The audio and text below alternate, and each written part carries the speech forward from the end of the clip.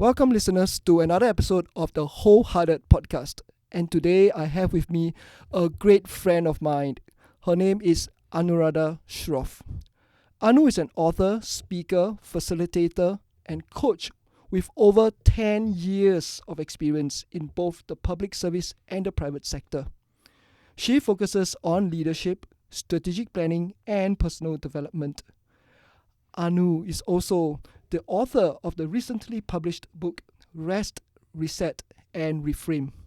Welcome, Anu, to the Wholehearted Podcast. Thank you so much for having me here, Coen. I'm really excited to be here and really appreciate the time. Fantastic. With such a great experience, right, in leadership, especially in the public service, I really want to ask you this question. I think that's very important. We usually start our podcast with this question. Since you're also a leader, right, in your corporate life, what does being a wholehearted leader mean to you? I got to admit, this is something that I'm still trying to make sense for myself. But minimally, I feel that as a wholehearted leader, it's not so much looking at the to-dos of what your team is doing, but really looking at yourself and leading with a few things that I think is coming up for me. One is humility. So are you able to say that, yes, you made a wrong choice or a wrong decision or you made a mistake? Yep. So kind of owning that, right? So the humility part. Yeah. The second thing is a love of learning, because in this complex world that we are in, there is so much of changes around us that anything that I learned back in school, I think it's almost to say that it's going to go out the window. And we have to kind of really love the joy of learning. I think is really key for leaders. And one of the things that I try to come back to for my clients is that along with your career plan, that you may have a plan that I want to get there in 5 years' time and all of that. What is your development plan that you have for yourself, which is just as critical in the complex environment that we're in? So the love of learning is the third thing. And the second thing. And maybe the third thing would be kind of going back to answering the question that I kind of brought up just now, right? What are you in service of? Why are you even a leader?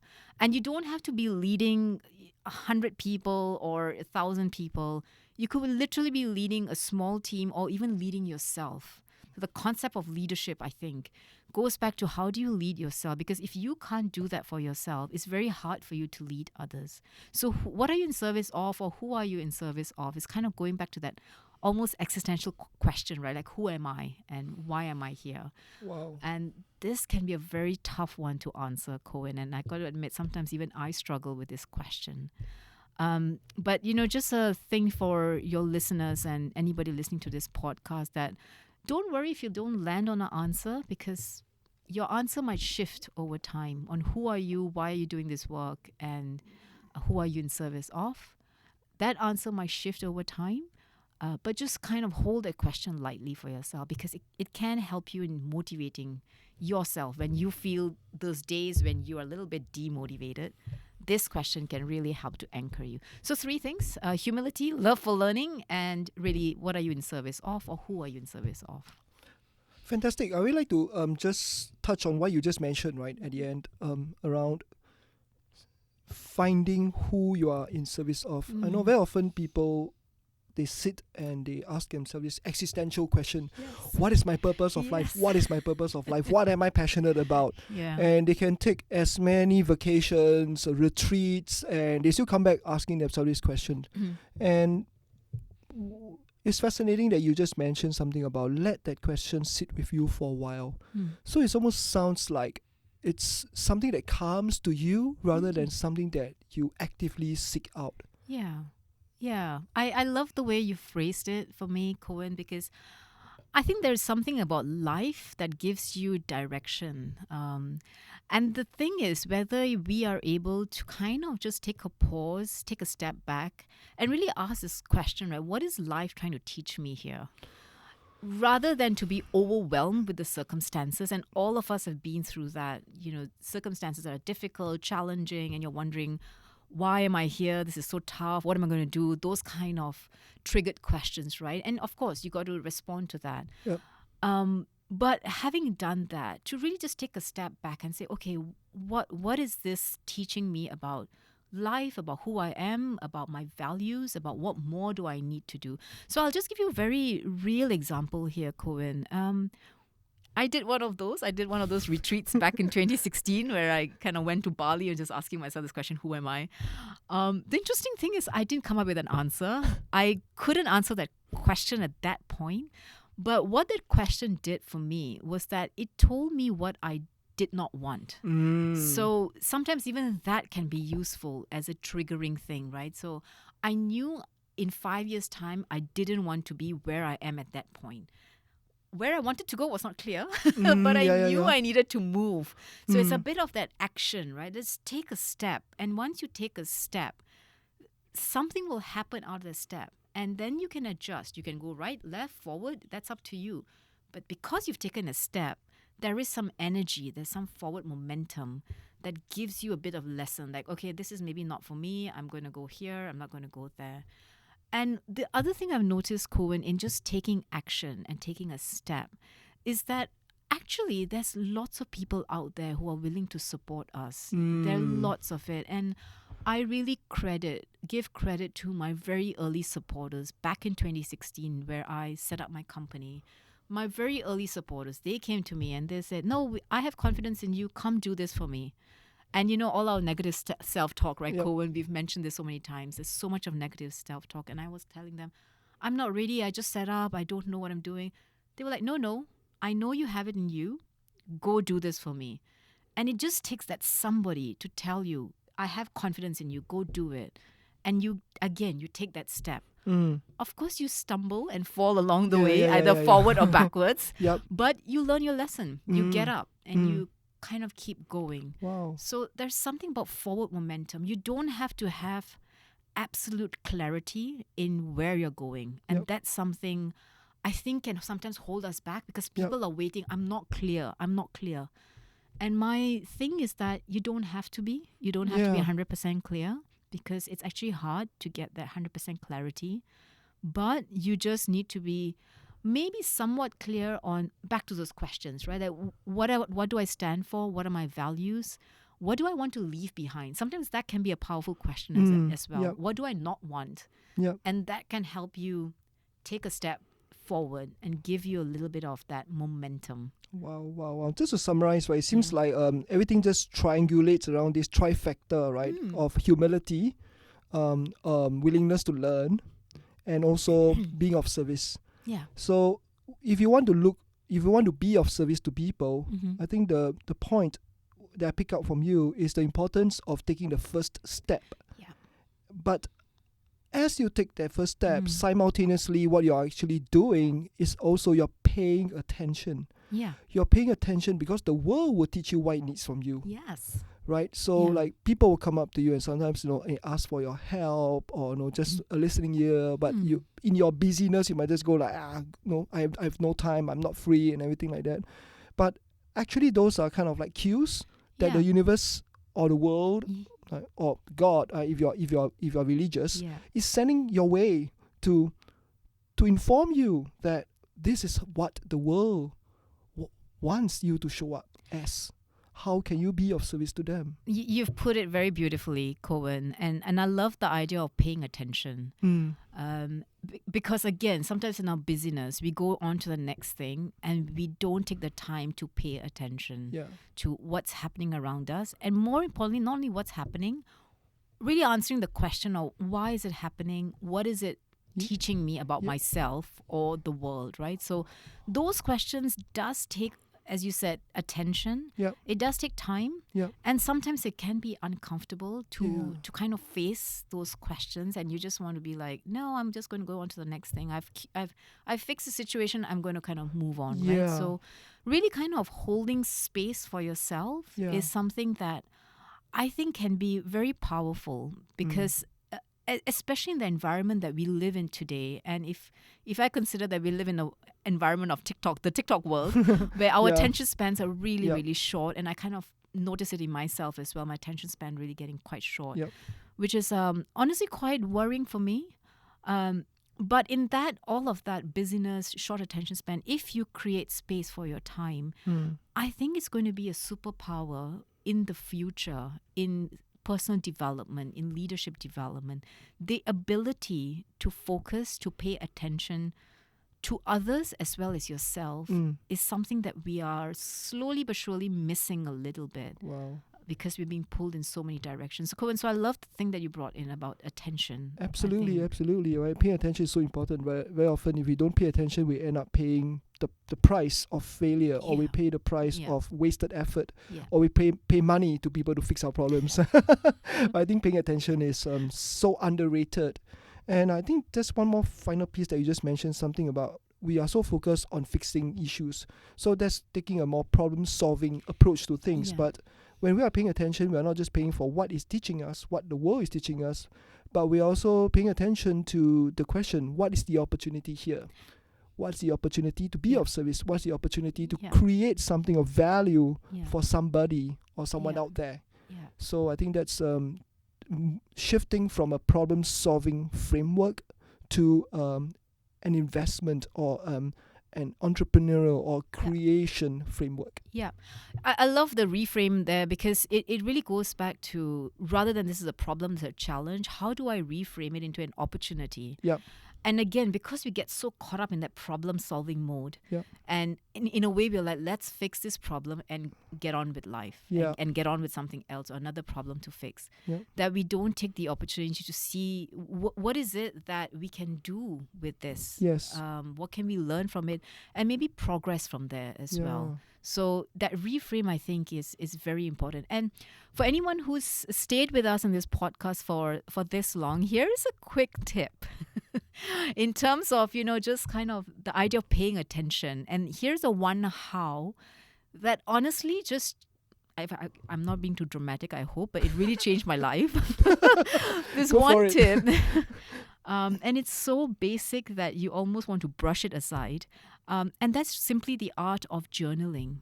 And I think journaling is so powerful. And I use the word art very purposefully, because I think journaling is a little bit different from making to-do lists or writing a diary in terms of your time management, right? So those are important, those are critical, but journaling is really asking those wonderful questions that we've posed to each other, Coen, here, right? Like, what is this about? Does this situation teach me about myself, about life?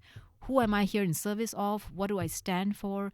What shifts have I seen in myself? What more do I want to see? These are all what we call journaling prompts. Yeah. And as you can hear, these questions are so loaded that it's almost sometimes painful to even write things down for yourself. And after even 1 minute, you're like, I'm done. This is so painful. I'm not going to do anymore. And I've been in that situation where I feel one sentence, I'm done. And so it's an art to keep going, because that's where the attention is. That's where you truly listen to yourself and truly listen to what is around you and what have you missed? What are those signs that you have missed? It's the art of journaling that, again, as I say, sounds so simple, but I think it can be really powerful. I love it that you frame it this way, because the image that comes to my mind is actually travel, right? Because you are saying those questions are painful, right? They are painful because they're uncomfortable. Yes. But uncomfortable because you're forced to go where you probably don't want to go. Yeah. But if you go places you don't want to go, you go places where people don't go, that's where you have insights that people don't have. And that's where you can be of service to other people. Absolutely. It's like planning for a holiday as well, right? The idea of going for a holiday is very fun. Sometimes the planning for it can be a little painful, right? All that logistics and the travel plans and everything like that.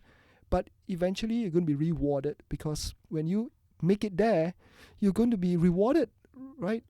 With a very enjoyable trip, exposure to new things, culture, people, and that's what enriches our life as well.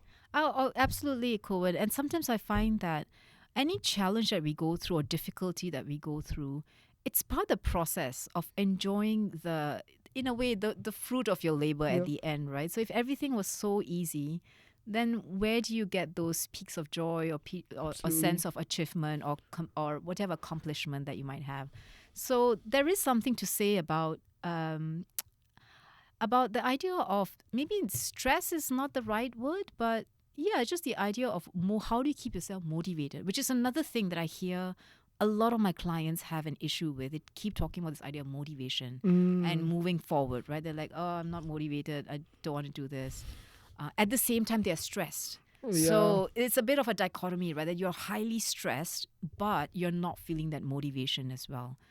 And so, again, it's back to the idea of how do you reframe it? That yes, chronic stress can be very detrimental to your health, and it's something that I've mentioned in my book as well. And definitely we got to work on it, check it out, figure it out, whether you need medical help or any other help, absolutely take care of that. At the same time, there is something about motivation that stress can help you elevate your game a little bit.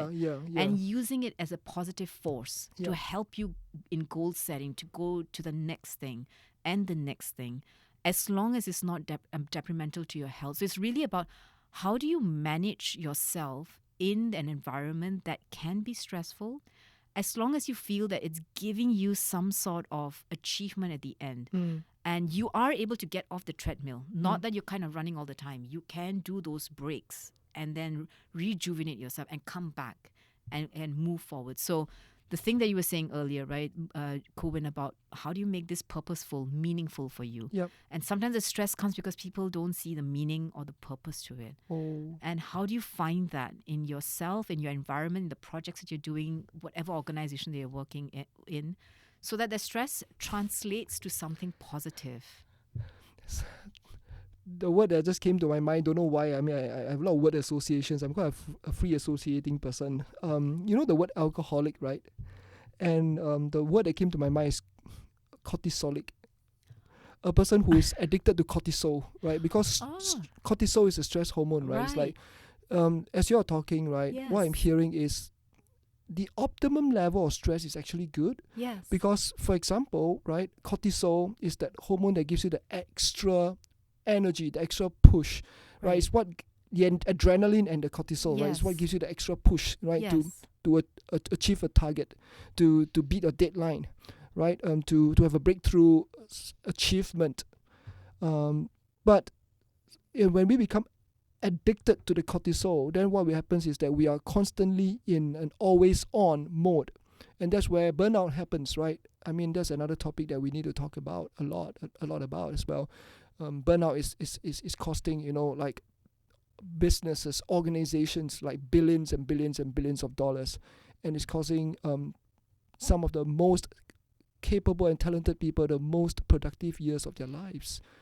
And so the word that came to me is cortisolic. So can you tell me a little bit more, like whether can people be actually addicted to cortisol, and when do we step off the treadmill, in your words? Oh my goodness, what a nice concept. I hadn't thought of addiction to cortisol, but as you were speaking, Coen, it kind of reminded me of clients and people that I interviewed for this book, who did speak about that, and they spoke about the idea that for them, the stress was almost feeling that I am being productive. So you kind of equate being highly stressed with I am valuable, I'm wanted, I'm needed, and I'm being productive.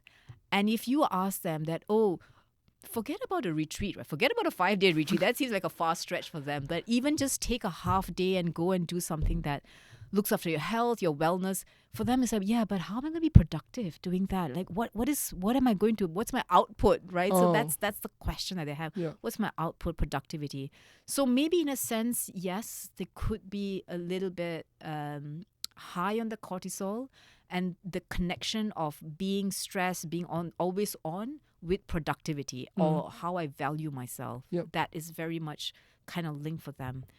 But you're absolutely right, Coen, that in the long run, this can lead to burnout and the feeling that, again, I'm on the go, I'm on the run, but what am I leading towards? What is the meaning of all of this? And you come to that question that you ask yourself, right? That why am I always doing that?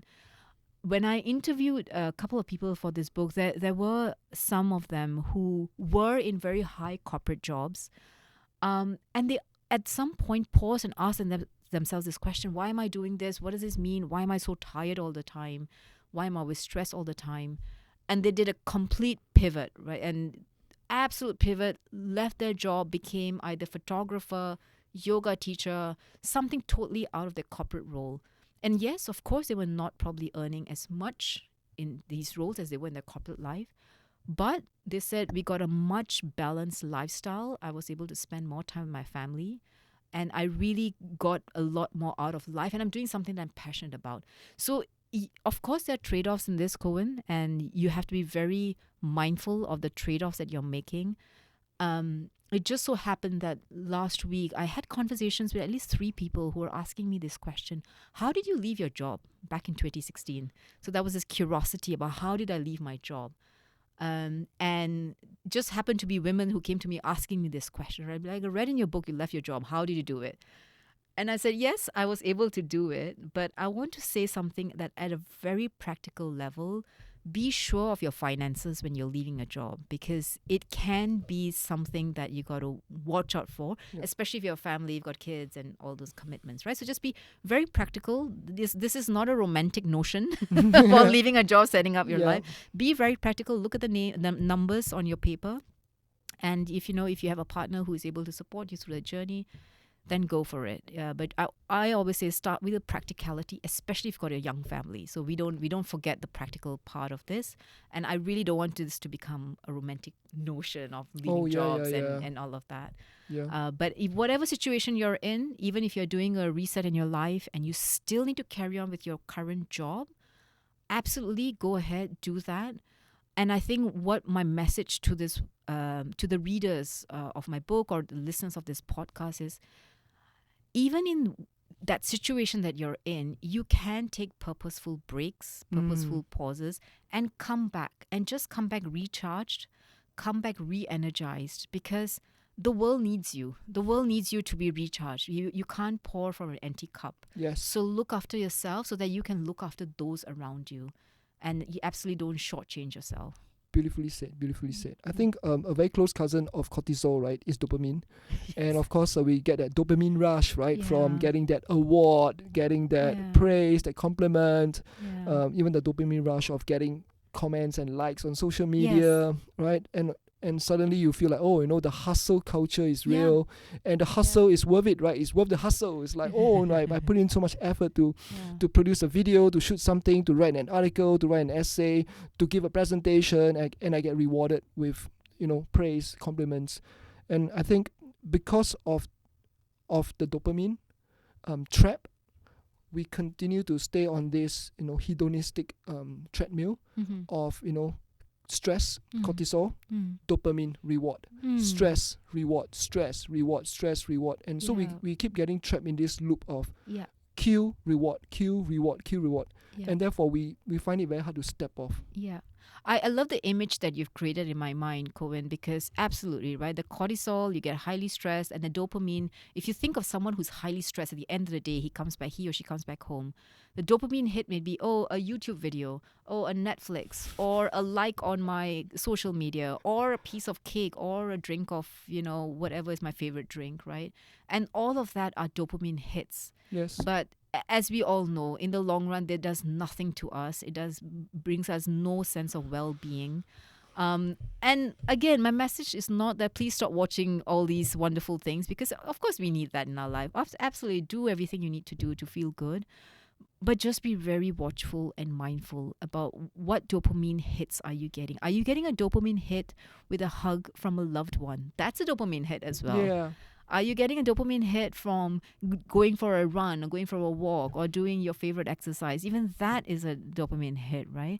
It's just that it's so much easier for us to just take out our phone and just kind of watch the next funny video clips or just watch the next thing on Netflix. But those dopamine hits they don't last long. There's a huge dip. Once that's gone, there's a huge dip, which is why we scroll. We go up and keep scrolling our phone because we want the next dopamine hit. That's dopamine hit. But the ones that are, taking a hug with your loved ones or going for a walk, That takes slightly more effort, maybe, because I know my sons don't want to hug me.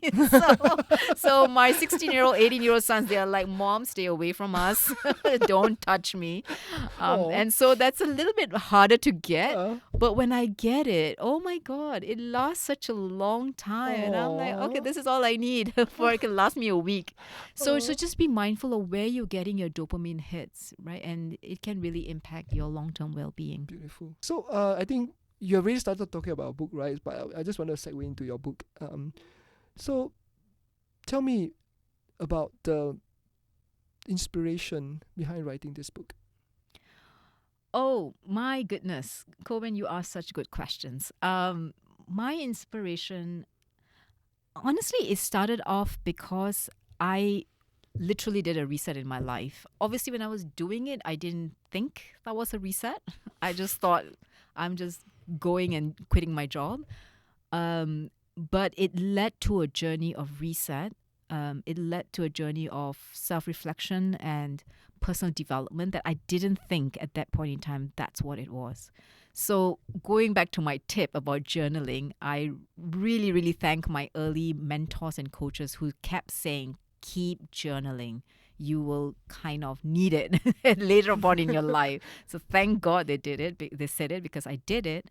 And when on reflection, then I said, oh, this is my journey. And I think my inspiration came from the idea that I had lots of conversations with clients, with my coaches who kind of kept asking those same questions over and over again, right? So I kind of kept hearing the same questions. It was around, how did you do that? How did you leave your job? What did you do? What were the things that helped you? What's your story? People ask, what's your story? Like in a nutshell, what happened? Or tell me more. How did you manage kids with, extended family? So the questions keep coming and coming. And I thought, okay, maybe there's something here that I didn't think I had in me. By the way, this is a huge shout out to all those people out there who feel that they don't have a story, because I was one of them who never thought I had a story in me. I always thought this is something that people have done wonderful things write about. People who have climbed something, have achieved something big in their life, they write books. Who am I to write anything? But yes, everybody has a book in them. If you are willing to do the work, it's there in you. So my motivation came from questions that people are asking me around me that kind of kept coming up to the same questions and same curiosities. And for me to feel that maybe I have something to offer, the question, right? Who am I in service of? And I thought, okay, maybe I can be of service to other Asian women who are probably also feeling a little bit stuck in their career, in their life. Don't even know whether this is something that they should be doing, don't even know where to start, and don't even know whether this is a question they should be asking, because sometimes people are so afraid of even saying that maybe there's something else, because people, again, they get caught up with their responsibilities, right? That I am whatever the role that you give yourself. I'm a mother, I'm a career woman, I'm a daughter, wife, whatever. And this is who I am. And again, my message is that, you can relook. That nobody's saying 40 is too old or 50 is too old or even 60 is too old. There is no age to this. In fact, Coen, it's interesting that you asked a motivation question. You've absolutely opened a plethora of thoughts here. I was literally having a conversation with my parents last weekend, and they're in their 70s. And I literally told them, hey guys, you guys are not old. You can do whatever you want. You can literally reset, learn something new, go for it, So my motivation came from people around me, I think. Fantastic. So when you started embarking on writing this book, right, what were some of the resistances and limiting beliefs that you have to overcome in writing this book? Yeah, absolutely, Coen. That was so much, and I think I spoke a little bit about that just now when I said that. The thing in my mind was, who am I to write a book? And it was such a huge limiting self-belief that I have nothing to share. I'm so ordinary. Honestly, Coen, I'm very ordinary. I'm a very ordinary human being. I've lived my life. I've done my work, given birth to 3 kids, kind of have I have a family. My parents live with me. My mother-in-law lives with me. And it took me so much of time to just reflect on this and say, how ordinary can a person be? I've not achieved anything great out there. And so my resistance was, who am I to write a book? And honestly, that was a huge thing to get over. And I remember writing one or two stories. Right? I wrote a story about my daughter. At that point in time, she was 12 years old. And, she was sitting for this exams in Singapore called PSLE, and I wrote a story about that. And I looked at the story and I'm like, yeah, every parent in Singapore is going through that. What is so wonderful about a daughter going through PSLE? I'm so ordinary. Yeah. I wrote another story about a conflict or a situation that I had with my husband. And I stepped back and looked at the story and I'm like, every couple has a situation. All of them go through some sort of difficulty, right? And so the more stories I kept trying to dig up, the more I thought, what's so unique about me? Nothing. There's nothing. And then I started thinking, maybe it's not only about me. Maybe I need to bring other voices in. That's when I started interviewing people. So this book is not only my voice.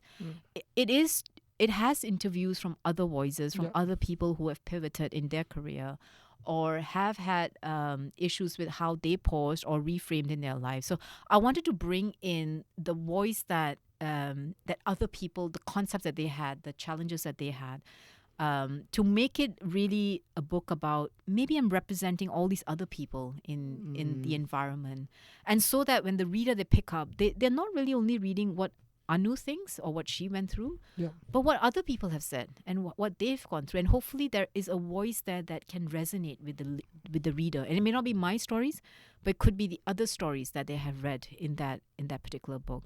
So the resistance was definitely, who am I to write? It was a huge one. And again, I go back to any listener who's listening to this podcast. That limiting belief may be with you. Again, sit with it lightly, and I guarantee you have a story. Everybody has a story. Absolutely, absolutely. So what I'm hearing is that you have gone out there and talked to people, channel their stories, their voices through your own interpretation, through your own processing, and that gives it meaning as well. Yes. That gives it a lot of personal meaning. Yes. And I really like that you bring a very light touch to things. I shared this with you before. You have a very calming effect, right? Talking to you makes me feel extremely calm. Oh, thank you. Makes me feel extremely present. I feel seen. I feel heard. And I think you bring that presence to what you do. And of course, also with your own personal experiences of how you pivoted in 2016, to be able to bring this to people, to make it accessible to people. Yeah. I think that's really the essence of the experience I had when I read your book. Thank you. Everybody brings a certain signature energy, a signature frequency, a signature way of interpreting and translating life experiences into words, into stories. And I think you have done a great job of that. Yeah, thank you for that, Coen. Really kind words for you to say. And I love the thing that you're saying about accessibility. That was one of the key things that I wanted to bring out in this book. Yes. That it is meant to be very accessible, more or less a quick enough read, and a read that if you want to go back to a particular exercise, you can just pick it up and go back to that chapter and just pick up a exercise and kind of do it for yourself. Yep. So accessibility was definitely key to this. The second thing about this book, and the reason why I made it very accessible and almost light touch, is because I wanted this to be hopefully a trigger for people to start but start reflecting on what are the things that helps me or helps them to anchor their sense of values or reframe or reset. So this is not an exhaustive book, which is something I mentioned in this book as well. The exercises neither are they new. Many people would have heard of them, would have seen them, would have practiced them. And it's not complete either. So it is a start of a journey for people, hopefully, for them to see that it's not that hard. You can do it. All you need is that, remember the thing they were saying in the beginning, that one step. You just need to take that one step. And the thing that you mentioned, Coen, it is so powerful. And give attention to yourself. and what messages are you getting from life, from others, from yourself. If you just take a step, pay attention, you can move forward. The image I saw, right, is this: many people want to take that leap. They know they are not happy where they are. Yeah. They are looking for something more. Yes. So they want to take that leap. So they go and watch a lot of videos, TikTok videos, and they are bombarded with messages like, yeah, you can do it. There's enough of this kind of like, you go girl, you're boss babe kind of messages going on in the world, and they all know, right? So what happens is that they become amped up.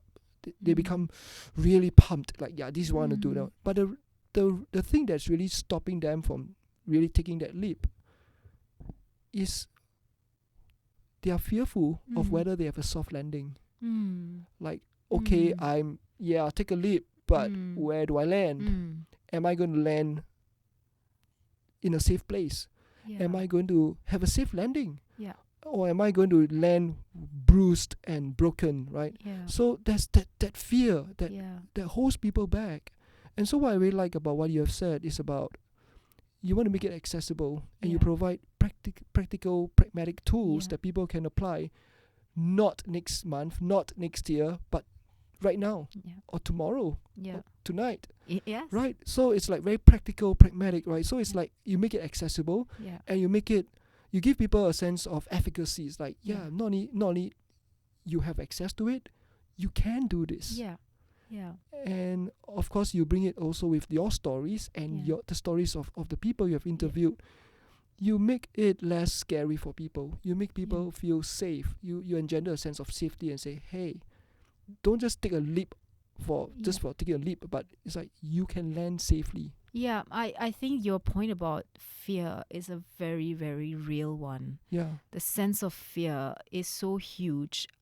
And going back to your resistance, right? A part of it was fear. Yeah, absolutely. I admit it. Even as I was writing this book, the sense of fear, right? That even if I write it, who is going to read it? This is going to make any sense. Yeah. And all those fear that goes along with doing anything. So you're absolutely right about the sense of fear, about taking that leap. So back in 2016, leaving a safe job, meaning that, it gives you the income, it's kind of stable. Why are you leaving that to create something for yourself that's unpredictable, that you'll have to, the hustle culture, right? You'll have to do your own work to do anything, to move anywhere.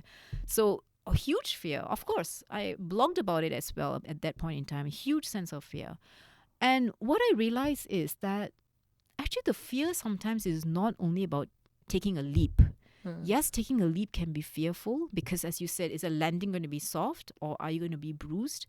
And one thing I'll say to that is that if you're ever thinking of taking a leap and there is a sense of fear, make sure you have someone who is there to contain it for you. Now, that someone can be a personal friend, it can be your loved one, a spouse, or that kind of thing, or it can be a mentor, it can be a coach, it can be a professional. Have that space created because you will need it. And I had it, thankfully, to help me process what was going on for me. So firstly, have that somebody, whoever that somebody is, either professional, personal, or spouse, that's up to you to figure out. But this sense of fear, it doesn't only happen in that leaps. It also happens in where you are. So some people don't take the leap, yet they're still fearful. And sometimes the fear comes of just status quo. I'm just going to stay here because I'm afraid of taking the leap. So it is so huge, Coen. And unfortunately, sometimes I find that as leaders, the higher they go up in the hierarchy, actually, interestingly, the sense of fear can become a little bit bigger for them because they are seen to be in the limelight. Everything they say or do or don't say, don't do. More to lose. Yeah. More to lose. And they're kind of scrutinized, right? Yeah. And, we've all done that. We look at leaders and we're like, oh, how come he said this or she said this? That kind of thing, right? It's kind of human nature. Yeah.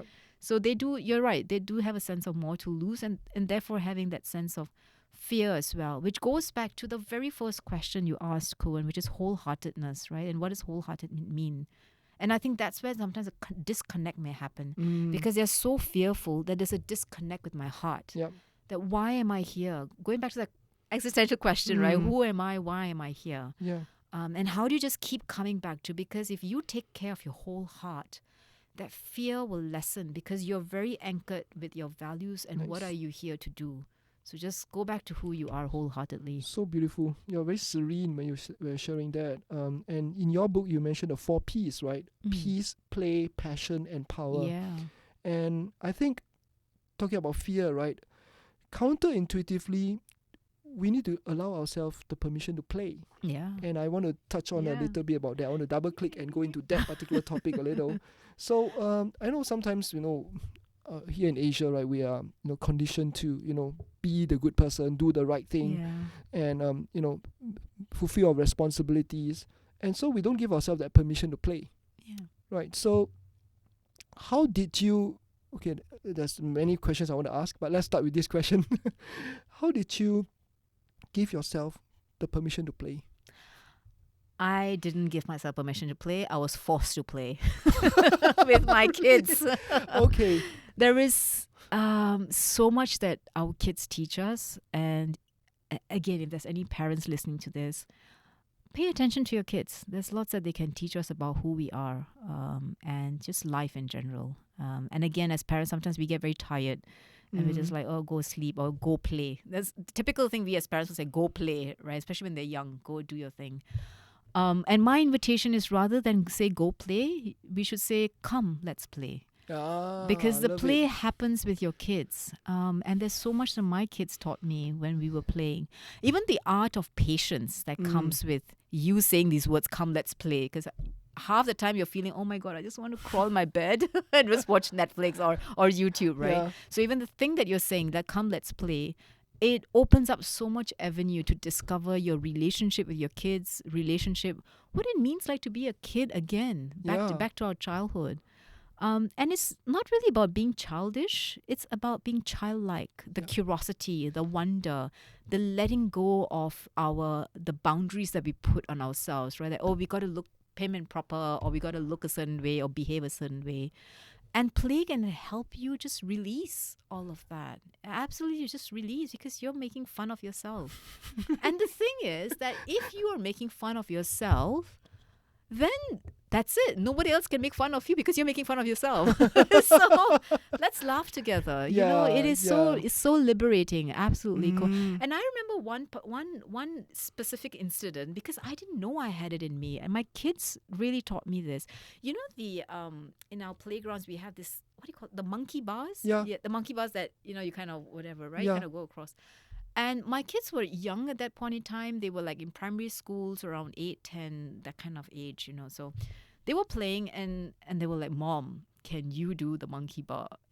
And I'm like, I'm pretty sure I can't do the monkey bar at 40 years old, whatever. I'm like, no, I cannot. And they were, oh, Mom, you're very lame. Come, try. And they literally pushed me from my back. They're like, come, try. And I clung onto the monkey bar. And they were giving me directions, right? They were, okay, your right leg needs to swing up and put your right leg on that bar.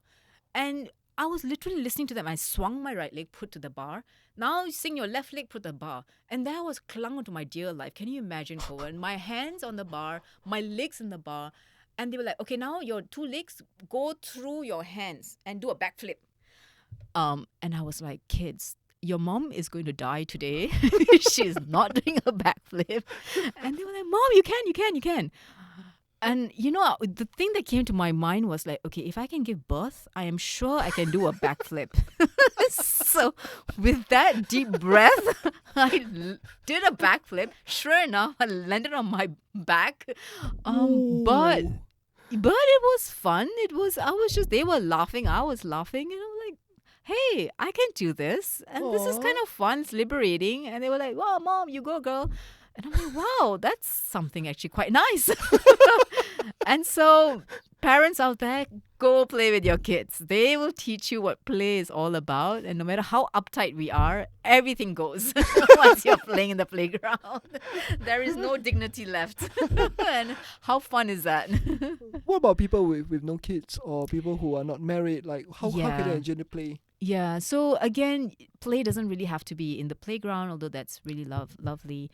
But you can have a sense of play even with your own, whatever art form you might be doing. So if you are into art, if you are into drawing, painting, dancing, singing, anything of that can give you an element of creativity, of going out of the box. Or even cooking. Or even cooking. That's a lovely Baking, example. yeah. Baking. Sometimes let go of the recipe. Just, and even in baking, there's this thing about, kneading, the idea of kneading, right? Yeah. And sometimes we get a little bit like, it has to be clean. Counter has to be clean and perfect. And let it be. Just let it let it just let your body explore. Your body knows how to play. It's Yeah. our mind that stops us from playing. Oh. So, explore with your hands, get it dirty. Like literally, if you're into gardening, wonderful opportunity. Because again, there's a sense of using your hands, using your body to explore and Yep. to just create and learn. So yes, you don't have to be playing in the playground. There's almost anything else that you do. Maybe the key thing is, how do you let go of the boundaries that you've put in your mind Yep. in terms of what is the right way Yeah. that prevents us from that play, from the creativity, from that experiments, right? So just go for that. And I'll share a quick anecdote, Coen, that I actually take dance lessons. I'm also a dancer. There are steps, right? You kind Yeah. of follow the steps. And just last week, my teacher said, okay, I'm just going to play the music. You just listen to it and follow it. And I'm like, what listen, what follow? What do you want me to do? She said, no, just express yourself. And it's hard, Coen. Even for me, it's hard. I'm like, what are the steps? What's the 1, 2, 3, 4? She's like, no, listen, use your ears. Yeah. Listen to the music and you let your body follow. What a powerful lesson in play that Yeah. she gave me. So there are lots of opportunities in life that you can just kind of let go of your boundaries in your head. Yeah. And go have fun. I know that. I mean, for me, that moment was when I went to learn improv in London for 10 days. Yes. Right. So my mentor, he was going to London. I just know he was going. It's December 2018, and I'm like, ooh, improv, like sounds fun, right? It's like something I always wanted to re-explore again, right? Like to get in touch with my own theatrical, dramatic, inclination. And so there I was in London, in a class of 20, 30 people, learning from the founder of improv himself, Keith Johnston, the late Keith Johnston. And I remember going around the room, everyone's introducing themselves. Everyone's like an actor or a performing artist of any description. Some of them are like have been in the industry for like 20, 30 years, and they have traveled from all around the world to come and pray and to learn from Keith Johnston himself. And there I was, beginner. I felt so small. I was like, what am I doing here? Yeah. I think I was among the first few to be called out to be on stage and to play out a scene. And I recall I don't have any idea what I'm doing whatsoever. And I was just fumbling. I was so defensive. The idea of improv is like no script. Yes. A scenario, Yes. you play out a scene with Yeah. your partner. Mm-hmm. And it was so confronting for me. I'm a facilitator. I'm a speaker. I need to prepare my content, my slides, Yes. my stories, my script. I know exactly what I'm doing. Yeah. That was massive confrontation for me. That was like, and allowing myself to just let go. So hard, Yes. hard. And I remembered trying so hard to control the script, control what I'm going to say. Yeah. And being, my body is in such a braced, Yeah. in such a defensive position. Like, Yeah. I hope my partner is going to say something nice. I hope my partner is going to say Yeah. something that I can continue the story with. And when my partner says something that I cannot continue the story, I just froze. Like I was just like freezing like a deer in headlights. Like, like I don't know what to say, Yeah. And it was just such a painful experience. I remember it was a 10-day intensive, right? By day 4, I was crying in my Airbnb and I'm saying, what am I doing here? Yeah. Just forget it. I'm in Wow. London. Just go watch soccer, drink some beer, eat some fish and chips, and enjoy and go home. It's like I quit. I don't want to do this anymore. Yeah. But like you said, right, the willingness to learn. Yeah. And so as I cried in the Airbnb, I asked myself, well, I paid the money. I'm here in London. Yeah. What is the lesson here for me to learn? Yes. What's the lesson for me to learn here? Yeah. And so I stuck with it. Mm. And very often our biggest treasures, our biggest gifts, our biggest lessons that we learn are when we have that resilience to stick with it. Yeah.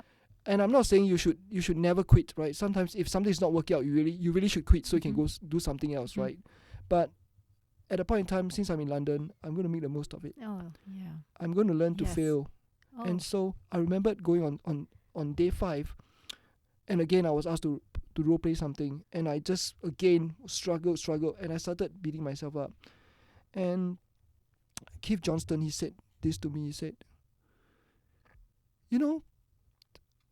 when you're on stage, people come to watch you. People want to have a good time.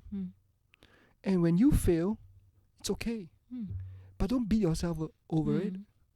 Because if you beat yourself over it, it's not nice to watch. People don't pay money to come and watch you beat yourself up. Yeah. People come here to see you fail. Yeah. To see you, even if you fail, it's Yes. okay. So when you learn to fail, Yeah. you become a good-natured person. Yeah. You showcase yourself as a Yeah. good-natured person, Yes. and people relate to that. Yeah. So in martial arts, they wouldn't allow a person onto a match, unless the person learned to break their fall.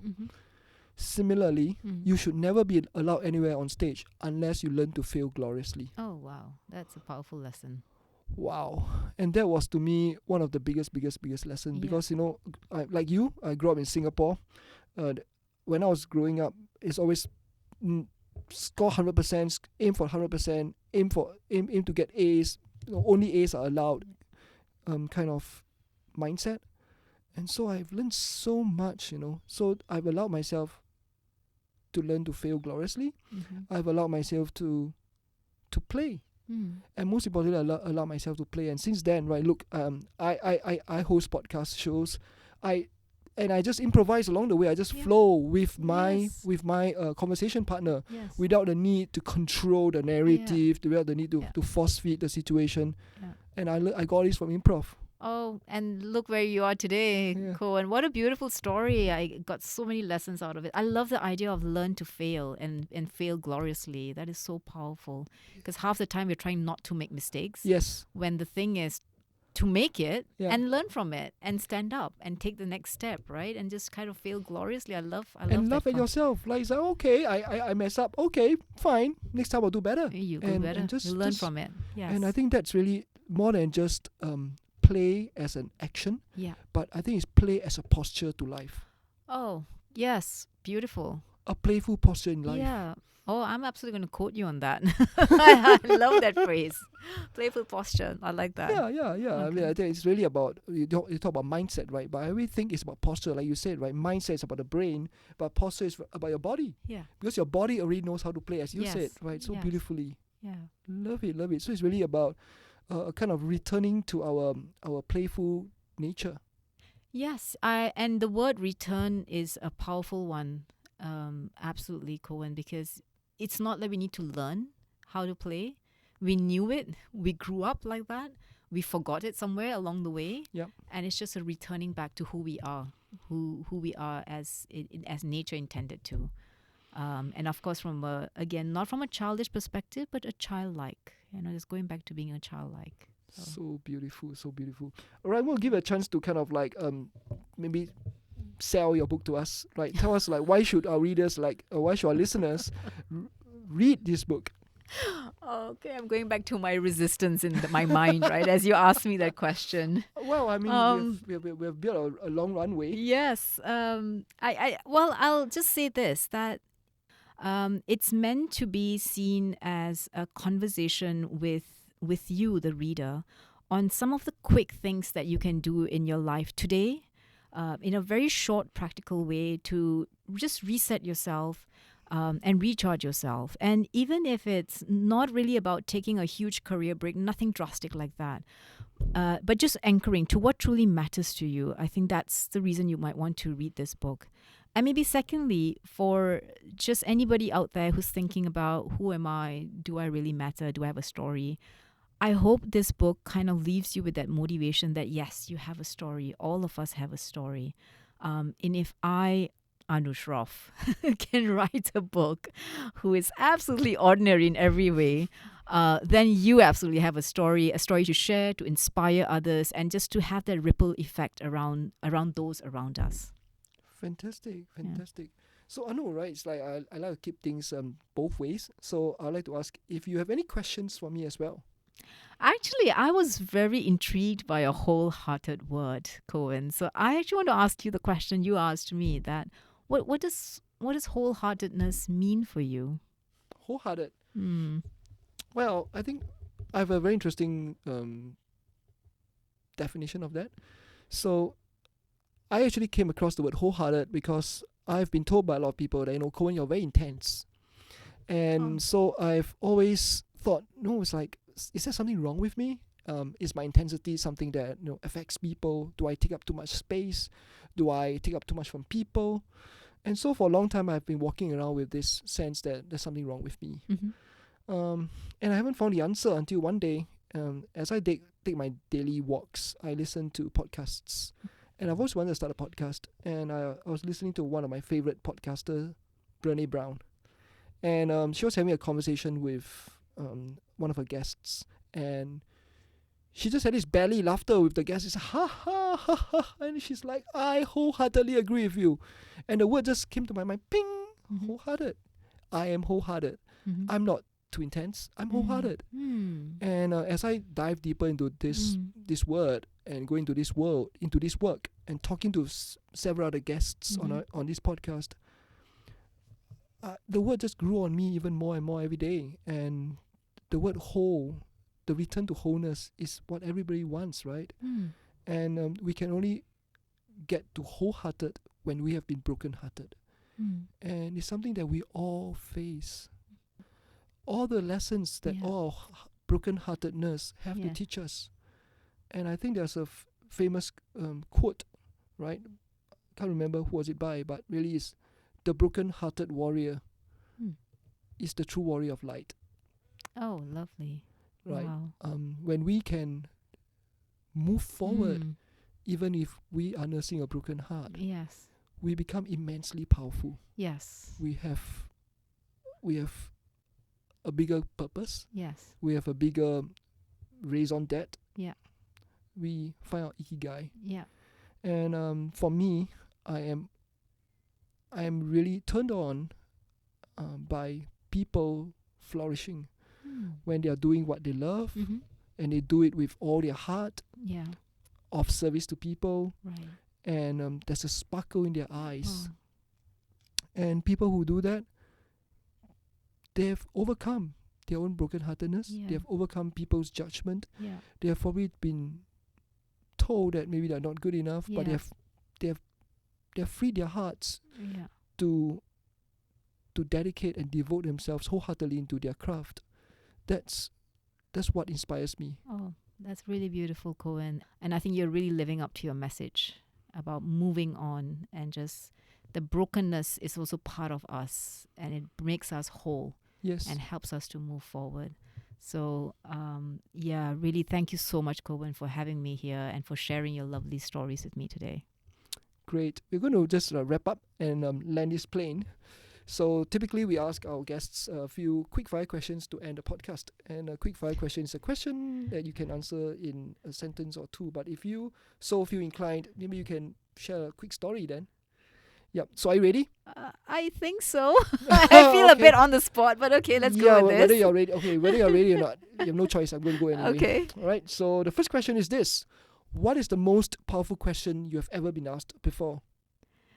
What do you need to let go of? Oh gosh, what a question. This is also a question that really changed my life. More on that later. Okay. Who is a mentor or supporter who has made the biggest difference in your life? David Lines. He is my mentor for many years now, and he's actually wrote the foreword in my book. And he's a supervisor, mentor coach, and he lives in the UK. So he was one of the key people, I would say, in my journey. He must be very proud of you. I hope so. What is one of the most courageous things you have done in your life that's made all the difference? Admitting that I'm wrong.